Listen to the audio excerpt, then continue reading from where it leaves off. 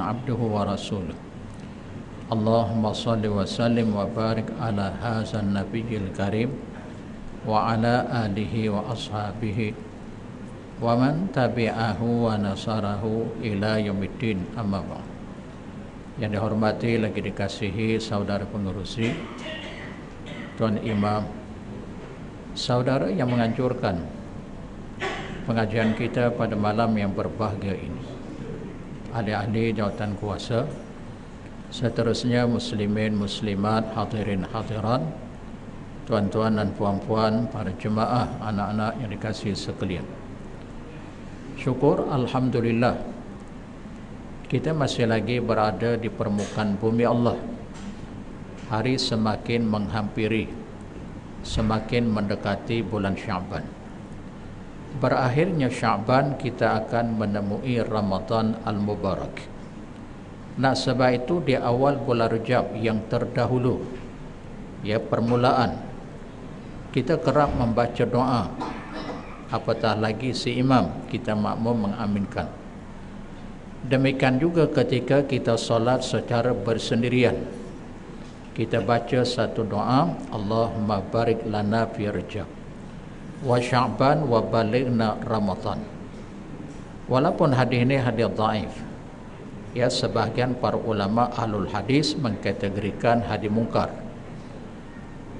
Sebahagian daripada ulama mengkategorikan hadis dhaif jiddan. Hadis mungkar, hadis dhaif jiddan. Ada tiga pandangan para ulama ahlul hadis. Walaupun demikian, kita boleh tak baca, beramal, kita share kepada orang lain? Jawapannya boleh, kerana makna lafaznya sangat baik. Ya, cuma ulama ahlul hadis ini seorang yang benar, jujur dan amanah meriwayatkan hadis. Kalau sahih kata sahih, kalau hasan kata hasan, kalau dhaif kata dhaif. Cumanya dari segi hukum, boleh tak kita beramal dengan doa tadi? Jawapannya boleh. Ya, sebab makna lafaznya sangat baik. Coba kita perhatikan maknanya. Wahai Allah, berkatilah umur kami, yakni kehidupan kami ketika kami berada dalam bulan Rajab. Demikian juga ketika kami berada dalam bulan Sya'ban. Lalu akhirnya kita memohon kepada Allah, sampaikan kehidupan kami, ya, umur kami sampai kepada bulan Ramadan Al-Mubarak. Pasal apa kita minta sedemikian? Sebab kita tahu bulan Ramadan ni bulan yang sangat luar biasa, bulan yang sangat hebat. Ya, tidak ada satu bulan yang paling istimewa pada waktu siang maupun waktu malamnya melainkan bulan Ramadan. Ya, setahun ada 12 bulan, ada satu bulan yang sangat mempunyai kelebihan dan keistimewaan yang tersendiri. Sebab itu kita memohon kepada Allah agar sampai menemui Ramadan. Tujuan matlamat objektifnya kita nak beramal, kita nak melakukan kebaikan. Pertama, amalan kita dengan Allah. Yang kedua, kebaikan, kebajikan kita sesama makhluk, sebab dia bulan yang sangat luar biasa. Maka sebab itu kita memohon masa bulan Rajab di awal dulu, wa balighna Ramadan, sampaikanlah ya Allah kehidupan umur kami, ya, menemui Ramadan. Berada dalam bulan Ramadan, kita akan melakukan kebaikan, kebajikan dengan sebaik mungkin, sebanyak mungkin. Baik tuan-tuan, ibu-ibu, anak-anak yang kita kasih sekalian, sebelum daripada itu, ketika kita berada dalam bulan Rajab di pengakhiran, ya, contohnya pada malam 27 Rajab, kita barangkali sedia maklum peristiwa Isra dan Mi'raj. Walaupun para ulama sirah berbeza pandangan dan pendapat, mereka tidak sepakat betulkah, benarkah Isra dan Mi'raj ini berlaku pada bulan Rajab, pengkhususan malam 27. Ada beberapa pandangan para ulama sirah. Kalau kita lihat dalam kitab Fathul Bari, syarah kepada Sahih Al-Bukhari karangan Imam Ibn Hajar Al-Asqalani, Imam Ibn Hajar Al-Asqalani ini, beliau seorang ulama hadis. Ya. Beliau wafat pada tahun 852 Hijrah, usianya 79 tahun. Dia mensyarahkan hadis Sahih Al-Bukhari. Ya, nama kitabnya Fathul Bari. Beliau menyebut pandangan para ulama tentang Isra Mi'raj ada beberapa pendapat. Demikian juga kalau kita lihat dalam kitab Zadul Ma'an karangan Imam Ibnul Qayyim rahimallahu ta'ala. Beliau juga seorang ulama hadis, wafat pada tahun 751 Hijrah. Usia beliau Imam Ibnul Qayyim 60 tahun. Juga menyebut perkara yang lebih kurang sama. Demikian juga kalau kita lihat dalam At-Tafsir Al-Munir karangan almarhum Dr. Wahbah Az-Zuhaili. Ulama berbeza pandangan bila berlakunya peristiwa Isra dan Mi'raj. Yang pertama, ada yang berpendapat ianya berlaku dalam bulan Muharram, bulan yang pertama mengikut kalender Islam Qamariyah. Pandangan yang kedua menyebut ianya berlaku dalam bulan kelahiran Nabi, Rabiul Awal. Ada juga yang berpandangan ianya berlaku dalam bulan Ramadan, bulan yang paling mulia. Ada juga yang berpandangan ianya berlaku dalam bulan Rajab. Ya, contohnya ulama yang terdahulu Imam Abdul Bar. Kemudian Imam An-Nawawi bersetuju. Kita boleh merujuk dalam kitab Ar-Rawdah. Ulama mutaakhirin contohnya dalam kitab Ar-Rahiqul Makhtum, ya, menakal pandangan Al-Mansur Al-Furi. Beliau salah seorang ulama tarikh, ulama sirah, pengkaji sejarah. Beliau berpandangan bahawa Isra dan Mi'raj ini berlaku dalam bulan Rajab tanggal 27. Ala kulli hal, walaupun mereka berbeza pandangan dan pendapat bulan apakah peristiwa tersebut berlaku, malam apakah ianya berlaku, tetapi mereka tidak ada khilaf. Kesepakatan membenarkan mengiyakan Isra dan Mi'raj dua perkara luar biasa yang betul-betul, yang benar-benar berlaku ke atas Nabi SAW. Betul tak berlaku peristiwa Isra, perjalanan kerohanian, pengembaraan kerohanian daripada Makkah sampai ke Palestin, kemudian Mi'raj, langit ke langit bertemu dengan Allah di Sidratul Muntaha, betul tak? Dalam bab ni ulama sepakat, tidak ada yang khilaf. Tidak ada yang menafikan, benar, betul. Sebab mereka sepakat, ittifaq. Kerana Al-Quran, Allah yang menyebut dalam surah Al-Isra. Dalam surah Al-Isra juzuk yang ke-15 pada ayat yang pertama, Allah akan berfirman, a'udzubillahi minasyaitonir rajim, subhanallazi asra bi 'abdihi lailan minal masjidil harami ilal masjidil aqsa alladzi barakna haulahu linuriyahu min ayatina innahu huwas samiul basir. Yang bermaksud Maha Suci Allah yang telah memperjalankan hambanya. Siapa dia? Nabi Muhammad sallallahu alaihi wasallam. Bila perkara peristiwa itu berlaku, Allah memperjalankan hambanya, yakni Nabi Muhammad, lailan, pada satu malam. Ya, pengembaraan bentuk kerohanian itu berlaku hanya dalam satu malam. Daripada bumi mana? Daripada tempat apa? Minal masjidil harami ilal masjidil aqsa. Bermula daripada Masjidil Haram di Makkatul Mukarramah sampai ke Masjidil Aqsa di bumi Palestin. Di sini ada masjid, Masjidil Haram, kemudian di Palestin ada masjid, Masjidil Aqsa. Peristiwa itu berlaku hanya satu malam, yang dikatakan malam itu bermula daripada waktu maghrib. Azan maghrib, Allahu Akbar, malam bermula. Nah, peristiwa Isra dan Mi'raj, dua peristiwa yang sangat luar biasa, pengembaraan kerohanian berlaku dalam masa satu malam. Bila waktu malam itu berakhir, kebesokan hari, waktu fajar, Azan subuh berakhir waktu malam.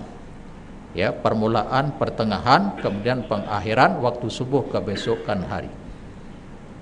Nah, kita rujuk dalam hadis riwayat Al-Bukhari dan Muslim. Dalam hadis riwayat Al-Bukhari dan Muslim bersumberkan daripada Anas bin Malik, salah seorang sahabat Nabi. Dalam kuliah yang terdahulu saya pernah menyebut, saya pernah memberitahu yang Anas bin Malik ni sahabat Nabi ranking yang ketiga yang banyak meriwayatkan hadis. Berapa banyak dia meriwayatkan hadis? 2286. Tuan-tuan ibu-ibu jangan lupa. Ya, kalau ditanya berapa banyak Anas bin Malik meriwayatkan hadis, 2286. Baik. Dalam hadis tu kata dia Anas bin Malik menceritakan, meriwayatkan bahawa Nabi menceritakan kepadanya, utitu bil buraq, aku didatangi oleh binatang yang bernama buraq. Masa tu aku berada di rumah Ummu Hani, sepupuku, anak kepada Sayyidina Ali radhiyallahu anhu. Sayyidina Ali sahabat Nabi, juga pak saudara Nabi. Ketika aku berada di rumah Ummu Hani dalam kawasan tanah haram, berhampiran berdekatan dengan Masjidil Haram. Masa tu kata dik Nabi, bainan naimi wal yaqazan, aku ni di antara tidur dan jaga. Nak kata tidur pun tak, nak kata jaga pun tak. Macam kita lah berada dalam majlis ilmu. Walaupun dia mata pejam, nak kata tidur pun tak. Nak kata jaga pun nampak macam nak tidur, pasal tersengguh. Kadang kita tanya, maaf tadi ustaz kamu ceramah, berkuliah, bertazkirah, kamu dengar tak? Ha? Dia dulu. Maksud tidur. Kalau dia tak tidur, dia dengar. Dia boleh faham. Apa ya ustaz kata apa tadi ya? Yang ku dengar tadi, Assalamualaikum warahmatullahi. Kemudian wallahu ta'ala alam. Awal dengan akhir jadi yang dia tahu. Pertengahan kontennya tak tahu. Pasal tidur kot. Kan? Tapi tak mengapa, alhamdulillah. Berbeza dengan orang yang tak hadir ke rumah Allah, lagi rugi. Kita walaupun katalah kita tak dengar penceramah, pengkuliah, pentazkirah, berada dalam rumah Allah, kita dah berpahala. Niat kita mesti kita nak mendengar ilmu, mendengar kuliah. Cuma kita terlelap, keletihan kerja yang kita buat waktu siang tadi, barangkali kita keletihan, kepenatan, Allah tetap beri pahala kerana kesungguhan, keazaman. Nah, kembali pada hadis tadi, ketika itu saqfu, atap rumahku ni dibuka, turun malaikat. Yang malaikat ketika itu membedah, ya, membelah, mengoperasi dadaku, sama seperti aku ketika keanak-anakan. Kerana Nabi dibedah, dioperasi dadanya ada 2 kali. Pertama masa Nabi berusia lebih kurang 6 tahun di bawah penjagaan Halimatus Sa'diyah. Nabi ketika itu main-main dengan kanak-kanak riang, tiba-tiba datang 2 orang hamba Allah pakai seputih, satu merebahkan, satu mengoperasi dada Nabi.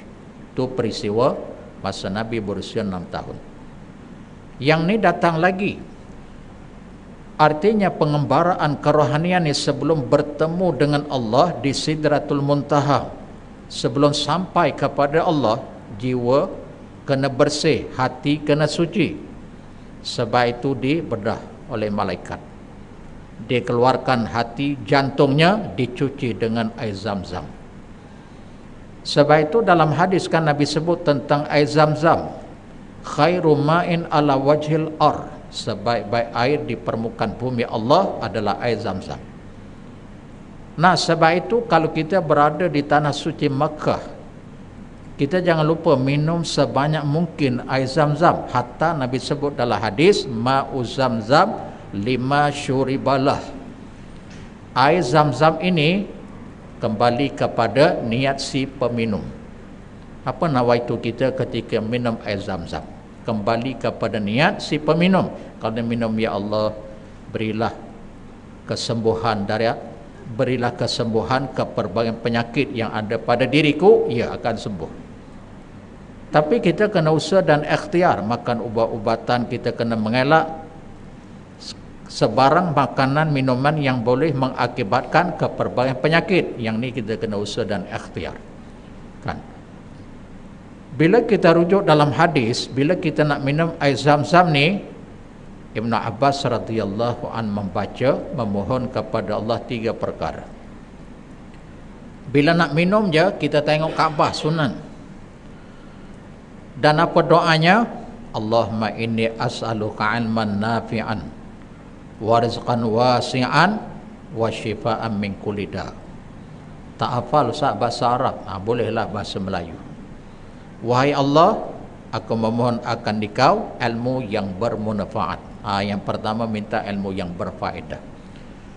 Kerana di permukaan bumi Allah ni, dia ada ilmu yang bermanfaat, ada ilmu yang tak bermanfaat. Ilmu yang bermanfaat ni mudah je nak faham. Bersumberkan daripada Quran, bersumberkan daripada hadis. Kamu mengkaji, mempelajari Al-Quran, mengkaji ilmu hadis. Hadis-hadis sahih, mutawatir, semua berfaedah, semua bermanfaat.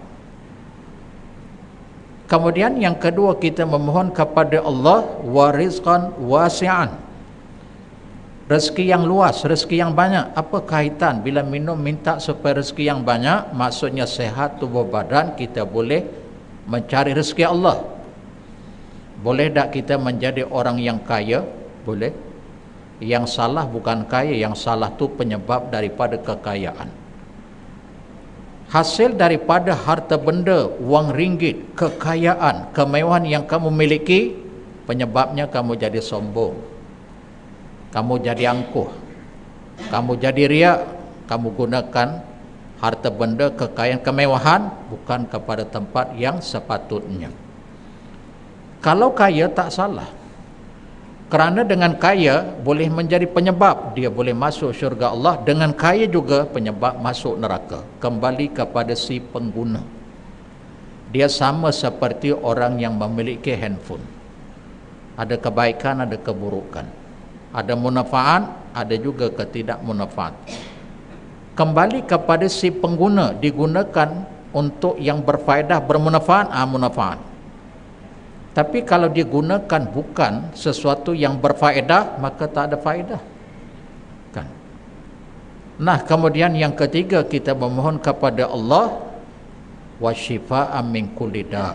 Pasal, ya Allah, sembuhkan penyakit, sembuhkanlah daripada penyakit. Sebab manusia ni, siapapun dirinya, sehebat mana pun dia menjaga kesehatan diri dari sudut pemakanan, peminuman, dari sudut udara, exercise, mau tak mau dia tidak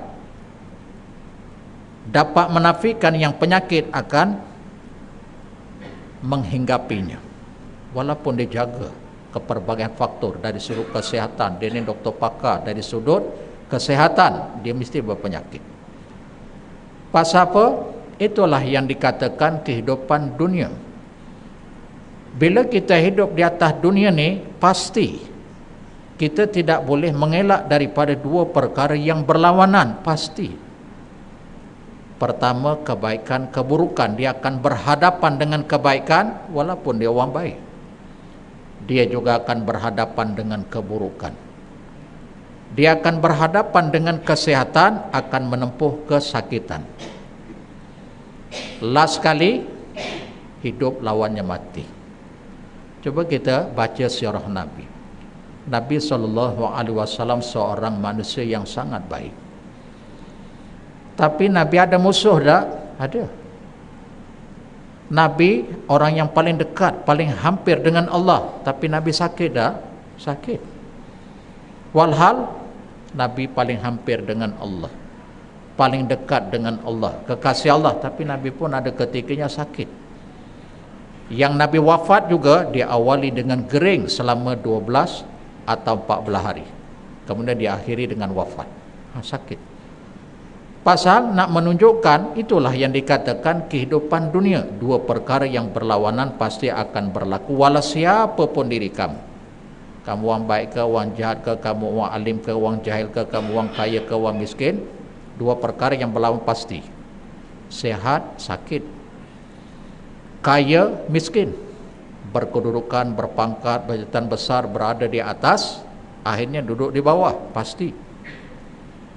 Hidup yang akhirnya akan berakhir dengan kematian. Okey, kita tinggal bab.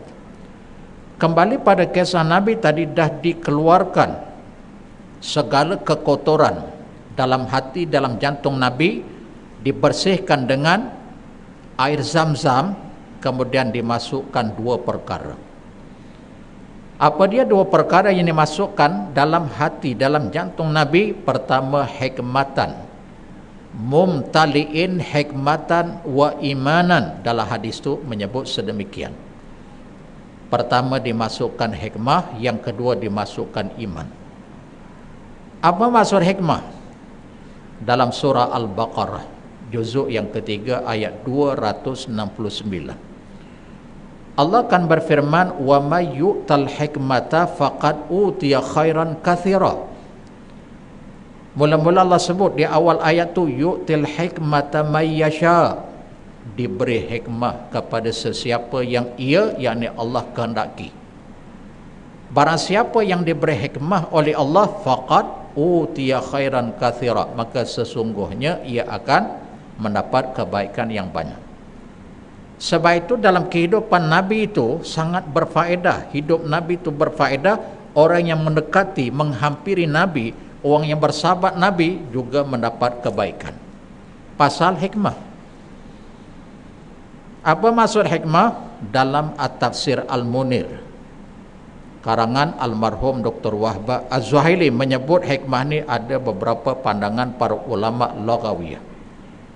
Salah satu di antaranya al-ilmun nafi' muaddi ilal amal. Ilmu yang berfaedah yang boleh membawa kepada amalan, yakni amalan yang baik. Baik. Yang kedua dimasukkan iman. Iman ni maksudnya keyakinan. Keyakinan dan kebaikan. Sebab bila sebut iman ni, keyakinan yang mantap, tak boleh diganggu gugat. Kemudian kebaikan. Iman ni dia ada dua. Walaupun iman ni cerita dalaman, keyakinan, kepercayaan yang tak boleh digugat. Contoh, kita nak ke masjid, kita nak ke surau, kita nak solat, dengar panggil azan, kawan tu contoh ditegah, kamu ni tak salah hidup jadi baik sangat. Sebab kamu confirmkah, garantikah baik sangat, pengakhiran kehidupan husnul khatimah? Sebab ramai juga orang yang macam kamu ni, tiba-tiba pengakhiran hayat mati dalam keadaan su'ul khatimah. Dia coba nak mentashkikkan, tak payahlah jadi orang baik sangat. Kamu garanti tak jadi orang baik ni mati dalam keadaan Allah redha masuk syurga? Belum tentu. Kita yang dengar tu, astagfirullah, kadang-kadang kita tanya, maaf, kenapa kamu tanya soalan? Nampak macam cerdik. Inilah yang dikatakan orang Melayu sebut, cerdik tak boleh diikut, bodoh tak boleh diajar. Betul. Soalannya macam bagus, tapi astagfirullah, kenapa ya kamu persoalkan orang nak ke masjid, orang nak ke surau, yang rajin beramal kok mati dalam keadaan sul khatimah? Kenapa kamu tak memikirkan orang yang tak nak ke masjid, yang tak nak ke surau, yang tak nak beramal? Kenapa kamu tak sebut yang tu? Nampak tak? Maksudnya kita ada perasaan marah kat dia pasal iman. Betul. Dan kita tak peduli, kita bersendirian. Contoh yang lain, bulan Ramadan dah dekat, anak-anak kita, isteri kita balik kampung, contoh mendekati hari raya, dia bersendirian di rumah. Kalau dia nak mengelat puasa atau mengelat, tak ada siapa pun tahu. Mungkin dalam hati dia, tak apalah, aku dosa dengan Allah, dosa dengan Allah ni mudah Allah ampunkan, tak apalah, kebetulan malam tadi pun tak bersahur, bolehlah aku makan. Bukannya orang tahu pun, anak isteri pun bukannya tahu, aku dengan Tuhan tak apa, aku boleh bertobat. Agak-agak dia boleh buat, pasti dia tak akan buat. Sebab dalam hatinya, ya Allah, Tuhan melihat, Tuhan mendengar, Tuhan mengetahui. Betul lah, orang tak tahu pun, siapa pun tak tahu. Betul lah, aku dengan Tuhan, aku boleh bertobat. ini bukan dosa dengan manusia, bukan aku umpat dia, bukan aku fitnah dia, bukan aku cerca maki amun dia, bukan ambil harta benda dia, tapi dia tak akan buat. Pasal iman punya pasal keyakinan. Nah, yang kedua, iman itu adalah orang yang benar, jujur dan amanah. Orang yang beriman ni adalah orang yang benar, jujur dan amanah. Orang yang sangat berhati-hati dalam tutur katanya, dalam tindak tanduk kelakuan perbuatannya. Dia tak sebarangan. Sebab itu Nabi sebut dalam hadis, orang beriman, orang Islam, kalau dia banyak cakap, percakapannya banyak bohong, banyak berjanji tapi banyak tak ditepati, diberi amanah tapi dia khianat ke amanah, bukan orang Islam, kata dia Nabi, orang munafik. Orang munafik, kata dia Nabi, alamatul munafiki thalathun. Ini barangkali kita sedia maklum, kita biasa dengar hadis. Tanda orang munafik kalau kamu nak kenal ada 3. Yang pertama, iza haddatsa kadzab, bila banyak cakap dia bohong. Yang kedua, iza tumina khan, apabila diberi amanah dia khianat. Yang ketiga, wa iza au ada akhlak, bila dibuat perjanjian, bila berjanji sering menyanggahi, menyelisih janji. Orang munafik. Nah, sebab itu orang beriman ni nak cakap you kena hati-hati. Benda yang tak pasti kamu jangan kongsi. Kadang-kadang kita ni cepat. Atas alasan yang forward ni orang masjid, grup masjid, kita ni macam-macam grup. Grup adik-beradik, grup sepupu sepapat, grup sekolah yang dulu-dulu, grup yang sekarang grup kerja, kan, grup dengan datuk-datuk, dengan datin-datin, grup ahli masjid. Kita tengok ahli masjid, kalau grup yang sekolah ni, grup yang lain ni, grup kerja ke, mungkinlah ni grup ahli masjid yang forward, kita pun forward pula kat grup yang lain, tanpa menyelidiki asal-usul betul atau tidak. Sebab itu diwar-warkan, tak pasti jangan kongsi, tak pasal je kita dapat dosa, kan. Orang yang beriman dia sangat berhati-hati, sangat cermat tutur katanya, kelakuan dan perbuatan. 2 sahaja. Kalau Allah redha dia buat, kalau Allah tak redha dia tak buat. Okey, kita tinggal bab. Dan dimasukkan hikmah yang pertama iman, kemudian disil semula. Kemudian didatangkan Burak ditemani oleh malaikat Jibril. Aku menaiki Burak, yang Burak itu binatangnya sangat laju, sejauh mata memandang. Maksudnya sebab itu namanya Burak. Diambil daripada perkataan barqun, kilat, tahu kilat? Zam. Kan kilat menyambar tu, zam, terkejut kita. Pergerakannya sangat pantas dan sangat laju, ditemani oleh malaikat Jibril. Okey. Daripada Masjidil Haram, daripada rumah Ummu Hani sampai ke Masjidil Aqsa. Dulu daripada Mekah nak ke Palestin, kalau kita naik unta, perjalanannya memakan masa 40 hari, arba'ina yaman wa lailah. Tapi yang ni tak sampai pun 40 hari, dalam masa semalam je pergi sampai, naik lagi Mi'raj, lagi luar biasa, kembali semula ke bumi Palestin, balik semula sebelum subuh, sampai je dekat Masjidil Aqsa. Summa adkhaltul masjid fa sallaitu fihi rak'atain. Aku masuk dalam masjid, aku tambat dulu binatang ni, Burak ni, kemudian aku masuk masjid, aku solat 2 rakaat. Mengikut pengkajian ilmu kerohanian kita, kalau kita bermusafir, tuan-tuan, ibu-ibu yang dirahmati Allah, kena ingat, kalau kita dalam keadaan bermusafir, kalau kita melalui masjid, melalui surau, jangan tak singgah. Mengisyaratkan Nabi sebelum menemui Allah dalam perjalanan, Nabi masuk masjid, solat. Kita kalau musafir, bila menempuh masjid, tak apalah banyak masjid yang kita tempuh, kemudian last sekali memungkinkan waktu tu waktu solat, maka kita jangan lupa solat jamak qasar, sama ada takdim atau takhir. Sebab itu Allah bagi rukhsah.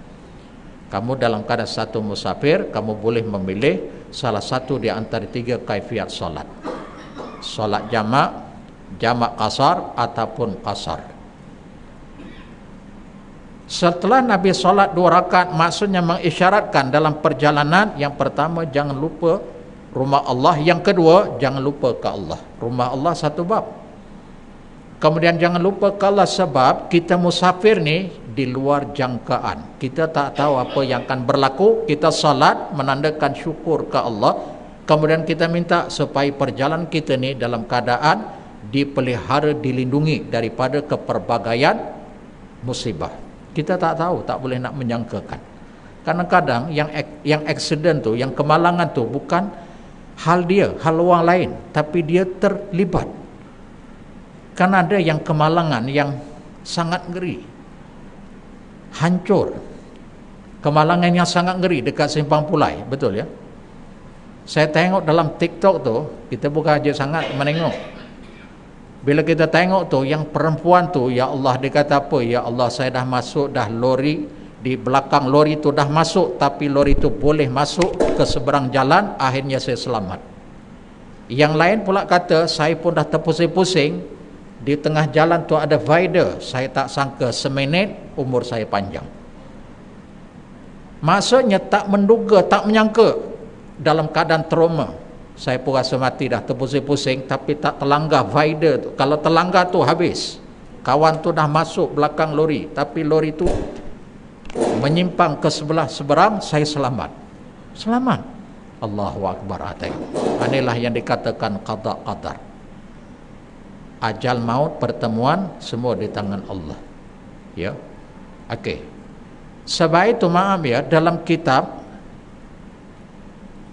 Al-Azkar karangan Imam An-Nawawi, tuan-tuan kena ingat, kalau kita keluar rumah, kita biasa baca doa bismillahi tawakkaltu 'alallahi la haula wala quwata illa billah, tapi ada lagi satu doa.